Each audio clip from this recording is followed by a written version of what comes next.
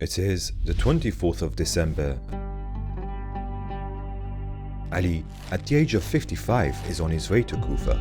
Fresh from his victory at the Battle of the Camel, Ali has decided to position himself closer to his northern provinces.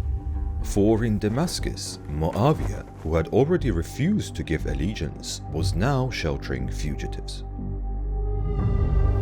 Egypt, the cradle of civilizations, and by blessings of the Nile, an agricultural powerhouse.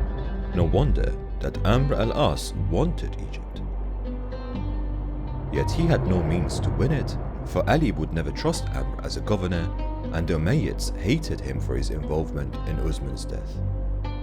Muawiya too desired Egypt, so he tried to gain it by seducing Ali's appointed governor there. This was Qais ibn Sa'd, a shrewd man who was loyal to Ali.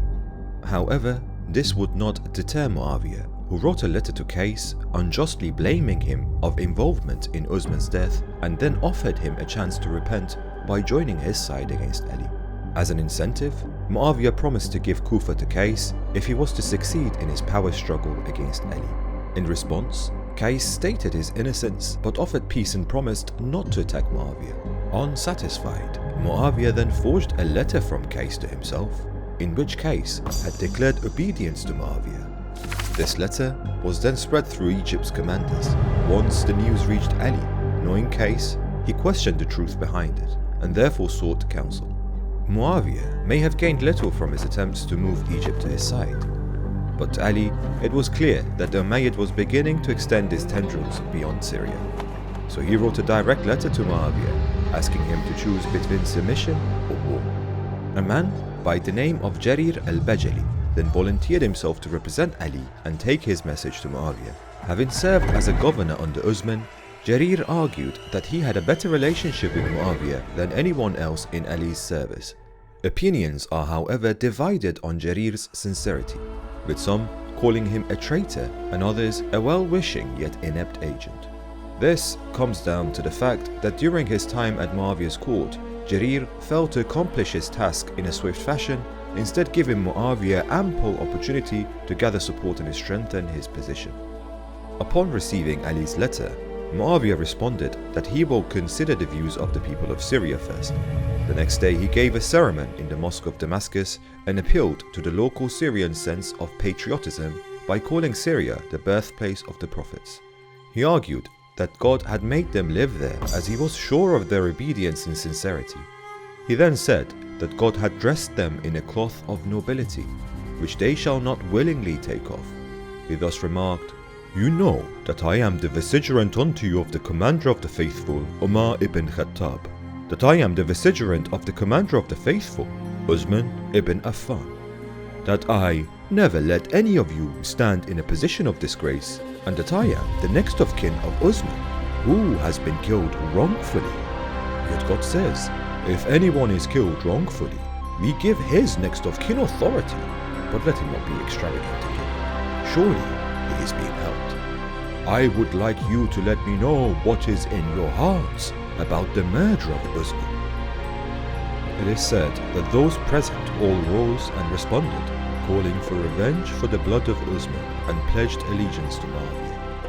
At the time of Uthman's death, Amr had initially boasted of his involvement in the killing and claimed victory over his enemy. But now he had become a target for revenge. Naturally, he began to change his tone and wrote to Muawiya to distance himself from the Egyptians, claiming that they had acted on their own judgment. Amr then offered advice to Muawiya, urging him to the conquest of Egypt and his people. Muawiya recognized the value of having Amr as a cunning ally, who was also still popular in Egypt from his time as its governor. Muawiya thus invited Amr to his court for his counsel against Ali. Amr quickly accepted the offer, and a deal was made between the two sides. Amr agreed to give his allegiance to Muawiya in the fight against Ali in return for the lifelong governorship of Egypt. Following this, Amr urged Muawiya on 2 points of action. Number 1, to pin the blame for Uthman's murder solely on Ali. Number 2, to seek by whatever means the backing of Shurahbil ibn al-Simt al-Kindi. Shurahbil was the successor to his father, the conqueror of the province of Hims, yet he is described as a zealot with a clear lack for intelligent thinking. Interestingly, there had been an incident between Jarir and Shurahbil some years ago, resulting in animosity between the two of them. Cunningly, Amr planned to play on this to convince Shurahbil that Ali had murdered Uthman and gain his support. Thus Muawiya wrote to Shurahbil saying that Jarir has come to us from Ali with a horrific matter, so come. Upon receiving Shurahbil in Damascus, Muawiya gave him a splendid welcome and then provided false witnesses to testify to him of Ali's guilt. This proved to be successful in turning Shurahbil against Ali, as he accepted to join Muawiya.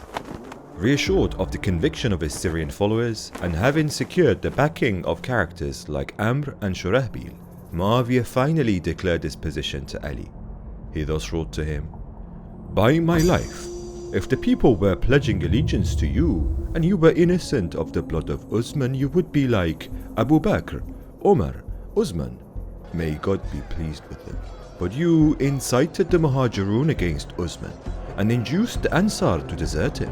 So the ignorant obeyed you and the feeble became strong through you. So the people of Syria accept nothing but to fight you until you surrender to them, the killers of Uthman.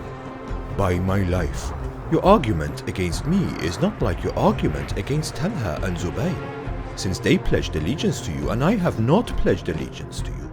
As for your nobility in Islam and your close kinship with the Messenger of God and your place among the Quraysh, I do not deny them." This was a masterpiece of war propaganda which appealed to the Syrian sense of patriotism but also gave them the sense of possessing the moral high ground. In response, Ali wrote in a letter as such, "As for your statement, hand over the killers of Uthman, what are you in relation to Uthman? You are merely a man from the Banu Umayyah, and the sons of Uthman are more entitled to that than you. But if you claim that you are more powerful than them to seek retaliation for the blood of Uthman, enter under my obedience, and then bring the people before me for judgment, and I shall put you and them on the road to justice. As for your distinction between you, Talha and Zubayr, by my life, the matter is in every way the same, because it was a general pledge of allegiance in which neither a second view may be taken, nor an option renewed." Here, Ali makes it clear to all that the bloodied shirt of Uthman, to which his opposition clinches to, is nothing but an excuse to advance Muawiya's interests. Despite this, Muawiya had succeeded in spreading his lies and turned the people of Syria firmly against Ali. In this, he had gained a loyal group of followers. On the other hand, Ali's followers were different, and this would play a major part in the upcoming battle of Siffin. Stay tuned to find out how.